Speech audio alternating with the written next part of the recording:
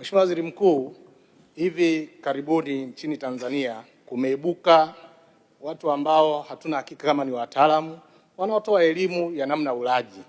Utasikia nasema ili kupunguza kitambi, kula hivi bila kumjua yule anayempa ushauri ana uzito kiasi gani, ana urefu kiasi gani, anafanya shughuli gani. Kwa hiyo wimbi limekuwa kubwa na wananchi wakati mwingine wanachanganyikiwa na hizi theory za ulaji. Je, serikali sasa ina mpango gani wa kucentralized utoaji wa elimu kwa watu mahususi wenye taaluma hiyo ili kuondoa mkanganyiko ulioko kwenye jamii yetu sasa? Ni kweli kumetokea na wimbi kubwa la watoa elimu ya masuala ya lishe na afya, na hii Mheshimiwa Spika ni kutokana na kukua kwa uelewa pengine wa masuala ya afya. Kwa sasa tuna wataalamu wengi wanaojua masuala ya afya kutokana na kupanuka kwa elimu ya masuala ya afya kutokea kwenye vyuo vyetu ambavyo kwa sasa ni kweli wigo wa vyuo vyetu umeongezeka sana. Lakini la pili, Mheshimiwa Spika, ni kweli kumeongezeka wimbi hilo la kutoa elimu kwa sababu ya njia za kutoa elimu zimeongezeka. Zamani ilikuwa chombo cha habari ni rasmi, itakuwa TV, itakuwa redio ambayo ni rasmi. Sasa hivi kila mwananchi anaweza akatoa ujumbe wake pale pale alipo kupitia mitandao ya kijamii. Kwa hiyo huu ni wigo mwingine ulioongezeka tofauti na zamani ambako kulikuwa na madarasa rasmi, televisheni rasmi, redio rasmi ya taifa.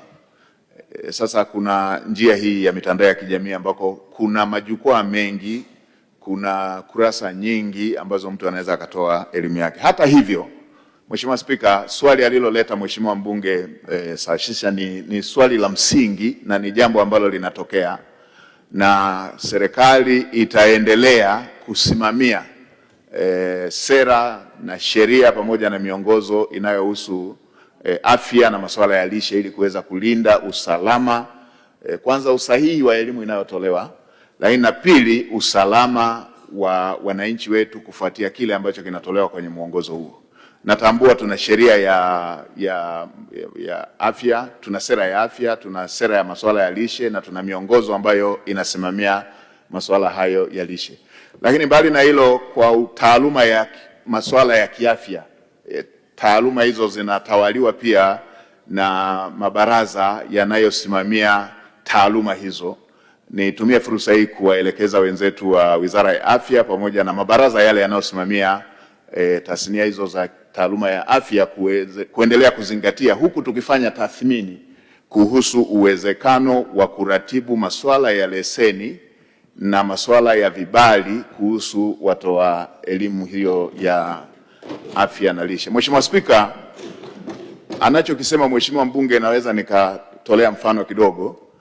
Zamani Wanyirambo walikuwa wanataniwa kwamba ni watu wanaokula punda.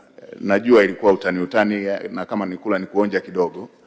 Ikaja ikatokea kwenye hawa watoa elimu waliokuja, hawa watoa elimu sijui ni yupi akaja akasema kwamba ukila nyama ya punda inaepusha ugonjwa wa gauti kwenye magoti. Ghafla tukasikia mnada wa nyama ya punda umejengwa kule kwa wenzetu wa Nyaturu kule Tamankia. Hatujakaa sawa, tukasikia na Wairaki kule Manyara wanatafuta mnada wa nyama ya punda. Hatujakaa sawa, tukasikia Warangi huku Kondoa wanatafuta mnada wa nyama ya punda.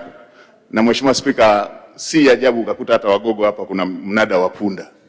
Lakini la msingi ninalotaka kusisitiza, hatuna uhakika kama kweli kile kilichosemwa kwamba ukila nyama ya punda inaepusha ama inatibu gout.